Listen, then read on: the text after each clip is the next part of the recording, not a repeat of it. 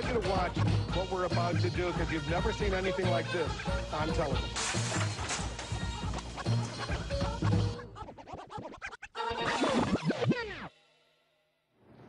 As this nation reflects 10 years later on one of America's longest and bloodiest occupations, we're riddled with guilt for allowing something so horrifying to occur. Yet instead of ensuring that that won't happen again, history seems to be repeating itself right before our eyes. Just look at the rhetoric being peddled on Iran, Syria, and the Muslim world at large. So, why are foreign conflicts that morally and financially bankrupt this country and the world continuing to be initiated despite there being no actual threat? Could it be that this perpetual warfare is merely a symptom of a much larger disease? A disease that necessitates war, division, and destruction to function. My next guest asserts that this is indeed the case. In fact, has created 3 mind-blowing documentary films that everyone should see that explore the ideological trappings that prevent us from seeing this obvious truth. It's a philosophy that spawned the global Zeitgeist Movement, which just saw its 5th annual conference last weekend, which drew hundreds of thousands of people in 45 different countries around the world who share a common goal. So, to talk to me about society's systemic problems and the solutions to them, I'm joined now by Peter Joseph, director of the Zeitgeist film trilogy and the founder of the Zeitgeist Movement. Peter, thank you so much for coming on. It's my pleasure, Abby. Thank you for having me. So as we know, it's the 10th anniversary of the Iraq War. In your latest edition of Culture in Decline, you speak about war as a symptom of a disease, and until we address the symptom, wars will always exist. What is the disease, and why does it necessitate perpetual war?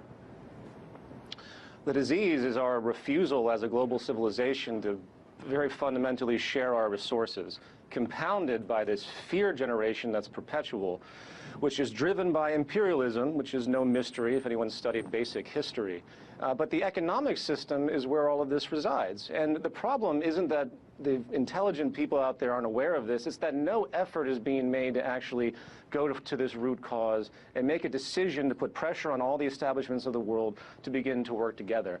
And the real danger, ultimately, is that we're no longer a closed society. If say, India and Pakistan decided to go to nuclear war for basic ideological or resource reasons, in fact, that would affect everybody on the planet. So this is now a public issue across the entire world. We have to grow up and become mature, learn to share our resources, and until the economic model is addressed, which perpetuates scarcity, which perpetuates competition, which uses empirical tools such as war to expand this empire, no different than a corporation expands a monopoly, we have a long and dangerous road ahead of us. Indeed, it is a global system, and humanity is on a road of collective consciousness in terms of the internet and the advancement of technology. It seems like the system's hinged on dogmatism and institutionalized fear in order to maintain it. In your films, you point out 3 main factors. I mean, religion, politics, economics. But technology is advancing to the point where these paradigms simply don't apply to the collective consciousness, which we just spoke about. So what is reinforcing this, and how come more people can't act toward coming outside of this outdated system, Peter? Well, the conditioning is so powerful. I mean, everything that rewards you and I, or the basic majority of the population, which is this industrial economic system where you have to be very cutthroat, extends itself synergistically to the entire approach of how nations interact, of how the world interacts. So if you have a complete model based on competition, fear generation, again, the restriction of possibility through scarcity, and this kind of ideological fervor that says, well, this is just the way it has to be, and they have no idea what technologically can happen to remove all poverty, to actually eliminate all the problems that are generating this incentive for war. Since people don't know about those things, which of course is what the Zeitgeist Movement is trying our best to get out there apart from other ideas, they don't know how to think about it. So they look at this, us and them, they say this is just the way it is, and the entire sickness unfolds. And the fear, as you point out, is just cyclically regenerated over and over again. But Peter, we're told that capitalism breeds competition and innovation, and nothing else will allow that to exist. Yet your documentary perfectly outlines, I mean, these amazing technologies that exist right now, yet they're being restricted or underdeveloped because of monopoly over industry. I mean, for example, the maglev train. I mean, it's mind-blowing what the potential of this is. Talk about this as well as other innovations that could completely transform society for the better. Yeah, it's unfortunate how people, again, don't know of these innovations. From infrastructure such as transportation to food generation to energy generation, we have the capacity to create an abundance of these things of high efficiency, incredible sustainability, with, in fact, none of the scarcity attributes and labor requirements and these value orientations of traditional economics, which could make them all free, in fact. And I mean that very literally, and if people want to learn more about that, the zeitgeistmovement.com. But here's the problem. There's two systems happening in the world right now. There's a financial system, a market system, the business system, and then there's a natural law scientific system that existed long before we ever evolved to understand it. And we are putting a round peg in a square hole right now because the evolution of technology is enabling all these possibilities to literally solve mass, multi-millennia global problems, to put on a completely new path towards true progress and creating social stability and increasing public health, but we are being blocked and stopped by this arcane market system, the free market capitalist system as it exists in its form today, which needs to restrict efficiency. It needs inefficiency to keep people employed and to keep this whole hideous machine going. Right. I love that part in your documentary also where you talk about products. I mean, they're made to be have a shelf life of like a year, so then you just keep buying the updated model, and we don't share things anymore. I mean, and of course, humanity has potential for so much good, yet so many of the smartest people on Earth are working for methods of destruction and warfare. I mean, you've said yourself a revolution of values is what's required. What impetus is needed for this shift? Good question. You know, there's what we call a biosocial set of pressures, which are, you know, the basic destabilization we see socially, the Occupy uprisings, which is just one of many historical uprisings of the underclass that is basically abused and exploited.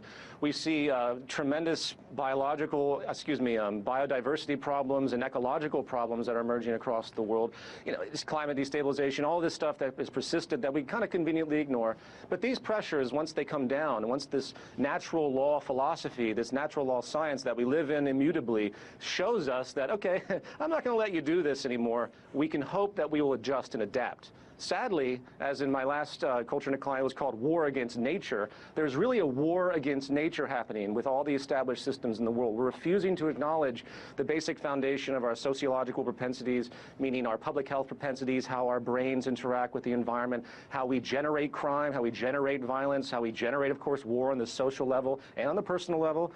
We're creating social neuroses and distortion across the board because we're not respecting these natural issues. So you can look at it from the standpoint of the human organism, and you can look at it standpoint from our larger macro institutions that literally have no respect for the environment because it's not within the business model. The business model has no acknowledgement of the natural law philosophy that we have to subscribe to in order to maintain sustainability. Which, of course, perpetuates this distortion of values of also just what true happiness and success is. I mean, I know firsthand living in D.C., it's all about what job you have, how much power that job yields, and how much money you make from it.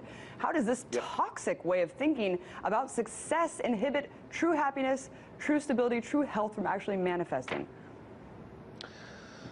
Again, that's a great question. People need to sit back. Everyone needs to personally stand back at some point in their life and ask them what it is that they actually wanted to do when they were a kid growing up before these pressures of the systems emerged, pressure of the system emerged to get a job and to be, you know, this edifice of exchange, which is what we're all reduced to.